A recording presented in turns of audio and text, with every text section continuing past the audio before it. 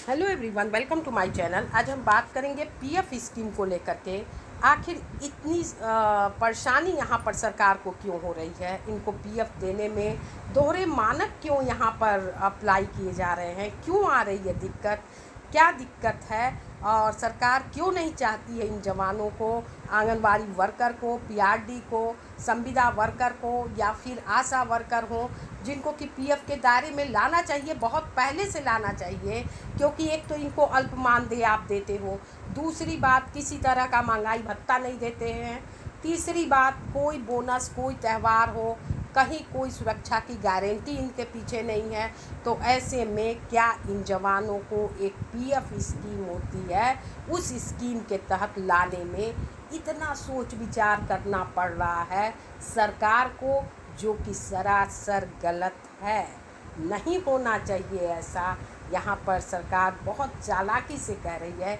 हालांकि अपडेट देहरादून से है, लेकिन सभी जगह के लिए लागू होता है। पूरे भारतवर्ष में यहाँ पर मोदी की जो केंद्र में मोदी की सरकार है, यहाँ पर पीएफ को लेकर के एक स्कीम लाना चाहिए। और जिस पर यहाँ देहरादून सरकार की तरफ से अगर इस तरह का आया भी हुआ है, तो यहाँ कर्मचारी भविष्य निधि संगठन की तरफ से, हालांकि आज का ये मैटर नहीं है, ये मैटर नवंबर 2023 में भी उठा था कि पहल की जा रही है। बहुत जल्दी चुनाव से पहले भी बहुत सारी बातें हुई कि पीएफ के दायरे में इनको लाए जाएंगे, आंगनवाड़ी वर्कर्स को लाया जाएगा। लेकिन स्थिति आज भी जस की तस है। कदम आगे नहीं बढ़ाए जा रहे हैं, बल्कि कदम को पीछे खींचा जा रहा है। क्योंकि इनकी मंशा नहीं है कि जवानों को, आंगनवाड़ी वर्कर्स को, पीआरडी को पीएफ मिले। अगर ऐसी मंशा होती तो फिर इस तरह के जो विचार पनप रहे हैं, जो दोहरे मानक आ रहे हैं, उस तरह की स्थिति नहीं आती। नियमित कर्मचारियों के संदर्भ में क्यों नहीं आती है? नियमित कर्मचारियों का त्योहारों का बोनस मिलता है, नियमित कर्मचारियों को समय समय पर आप महंगाई भत्ता देते हैं, नियमित कर्मचारियों का मानदेय भी काफ़ी अधिक है। एक तो इनको अल्प मानदेय है, ऊपर से इस तरह की बातें आप स्वीकार भी करते हैं कि इनको अल्प मानदेय मिल रहा है, लेकिन उसके बावजूद स्थिति जस की तस क्यों बनी हुई है? क्या आपकी मंशा साफ नहीं है? अगर नहीं है तो मंशा को साफ कीजिए और इन वर्कर्स को पीएफ के दायरे में लाइए, ताकि इनको उचित लाभ मिल सके। एक जो रिटायरमेंट के बाद, जो सेवानिवृत्ति के बाद का जो दर्द होता है, जो ये झेल रहे हैं, उससे वो उबर सके। इस पर आपको कदम बढ़ाना चाहिए। केंद्र की जो मोदी सरकार है, इस पर विचार करें। कर्मचारी भविष्य निधि संगठन उत्तराखंड की आंगनवाड़ी वर्कर, होमगार्ड और पीआरडी जवानों को पीएफ के दायरे में लाना चाहता है। इसका प्रस्ताव सरकार को भेजा गया है, बावजूद इसके इनको पीएफ के दायरे में लाने का फैसला नहीं हो पा रहा है। क्यों नहीं हो पा रहा है भाई पीएफ के दायरे में लाने का फैसला? क्या दिक्कत है? अंशदान को लेकर के मैटर फंसा हुआ है। इनका कहना है कि 32,000 से ज़्यादा आंगनवाड़ी वर्कर हैं, 5,500 होमगार्ड हैं इनके यहाँ, और 9,400 पीआरडी के जवान हैं। भोजन माताएं, आशा वर्कर जो हैं वो तो अलग ही हैं, जिनको पीएफ के दायरे में लाने की बात भी नहीं सोची जा रही है, जो कि गलत है। इसका प्रस्ताव सरकार को पहले भेजा गया था, जैसा कि मैं बता रही हूँ, नवंबर 23 में भी ये बातें पहल की गई थी, लेकिन कोई फैसला नहीं हो पाया। क्यों नहीं हो पाया? क्योंकि मामला कमेटी को सुपुर्द कर दिया गया। और कमेटी क्या कहती है? कमेटी ये कहती है कि 12% जो अंशदान इसमें हमें देना है, जो नियोक्ता को देना है, वो कहाँ से आएगा?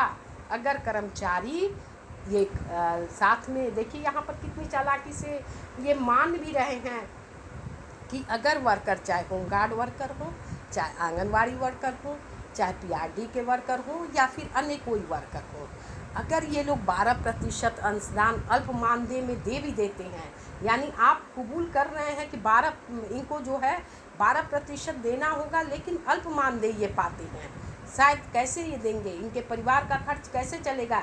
एक तरफ तो आप ये बात कहते हैं, लेकिन क्या आप इस पर कदम आपको नहीं बढ़ाना चाहिए। यहाँ की जो 12% इनको मानदेय यहाँ पर जो अंशदान देना है, इनके मानदेय में बढ़ोतरी कर दी जाए, जिससे कि इनका मानदेय जो एक अल्प पहले से है वो अल्प और न हो। इस पर आपको विचार करना चाहिए।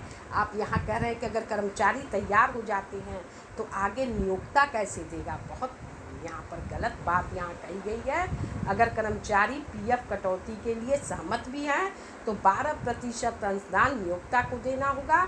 इसके लिए सरकार को अतिरिक्त बजट की ज़रूरत पड़ेगी। जाहिर सी बात है, बजट की ज़रूरत पड़ेगी। अतिरिक्त बजट आप लोक लुभावन इतने सारे जो कार्य हो रहे हैं उसमें बजट आ जाता है, हर कार्यों के लिए बजट आ जाता है, तो फिर पीएफ के लिए क्यों नहीं आता है। नियमित कर्मचारियों के लिए आ जाता है, नेताओं के भत्ते बढ़ाने के लिए आ जाते हैं, तो फिर इनके लिए क्यों नहीं आता। इस पर फैसला क्यों नहीं हो पा रहा है। जिस पर फैसला नहीं हो पा रहा है, आखिर क्यों नहीं हो पा रहा है। दोहरे मानक सरकार क्यों अपना रही है। क्या कहना चाहती है सरकार। अगर पीएफ के दायरे में नहीं लाना चाहती है तो इस तरह की भर्तियां ही ना करे, बंद करे, रेगुलर भर्ती करे, रेगुलर भर्ती करे। बेरोजगारी इतनी है, जवान कहाँ जाएंगे। होमगार्ड जवान हो, आंगनवाड़ी वर्कर हो, आशा वर्कर हो, जो बेरोजगार बच्चे हैं वो कहाँ जाएंगे। वो इन्हीं सब चाहे आपने अग्निवीर भर्ती किया, पुलिस वीर आप ला रहे थे जिसका खुलासा हुआ, कम समय के लिए कम मानदेय पर आउटसोर्स भर्ती कर रहे हैं। परिवार को खर्च चलाने के लिए कहीं ना कहीं तो ये एडजस्ट होंगे। तो ये सारी योजनाएं आप ही की हैं, तो इसके लिए उचित मानदंड आपको बनाना चाहिए। इस तरह के दोहरे मानक नहीं अपनाने चाहिए। पीआरडी में दोहरे मानक हैं।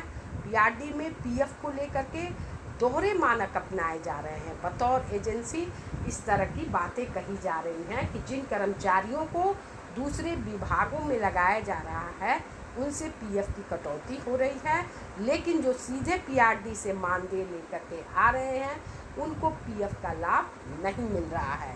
ये भी एक गलत है। बहुत बड़ा नाइंसाफ़ी यहाँ हो रहा है इनके साथ। आंगनवाड़ी और दूसरे कर्मचारियों के पीएफ में कटौती हो, इस पर अंतिम फैसला राज्य सरकार को करना है। जिस दिन यह फैसला होगा ईपीएफओ इन कर्मचारियों को पीएफ की कटौती शुरू कर देगा। विश्वजीत सागर हैं क्षेत्रीय भविष्य निधि आयुक्त प्रथम देहरादून के। तो सरकार इतना सोच विचार न करे, जब नेताओं के संदर्भ में नहीं सोचती, अन्य संदर्भ में नहीं सोचती, तो इन वर्कर्स के संदर्भ में न सोचें। चाहे आंगनवाड़ी वर्कर हों, होमगार्ड वर्कर हों, छोटे छोटे वर्कर हों जो कि कम मानदेय में कार्य कर रहे हैं, तो ये आप ही लोगों के तरफ से निकाले गए कम मानदेय के पद होते हैं, जिसका भरपाई आपको करना होगा। जिसकी भरपाई ये लोग कर रहे हैं और भुगत रहे हैं, आपकी गलतियों के शिकार हो रहे हैं, आपकी योजनाओं के शिकार हो रहे हैं। क्योंकि ये बेरोजगार युवा करे तो क्या करे, चाहे संविदा वर्कर बने, आउटसोर्स वर्कर बने, होमगार्ड डिपार्टमेंट में जाए, आंगनवाड़ी वर्कर बने, पीआरडी वर्कर बने, ये सारी योजना आपकी लाई हुई है। तो इनके लिए भी लाभ और फ़ायदे की बात आपको ही सोचना होगा और इस पर विचार करना होगा और जल्द से जल्द इनको पीएफ के दायरे में लाना होगा। अगर इनका अंशदान कटता है तो इनके मानदेय में जाहिर सी बात है आप वृद्धि करिए, ताकि इनके परिवार का भरण पोषण ठीक से हो सके। फ़िलहाल इस वीडियो में इतना ही। कमेंट बॉक्स में अपनी राय ज़रूर दीजिएगा। फिर मिलते हैं नेक्स्ट अपडेट में, तब तक के लिए thanks for watching. Thank you so much.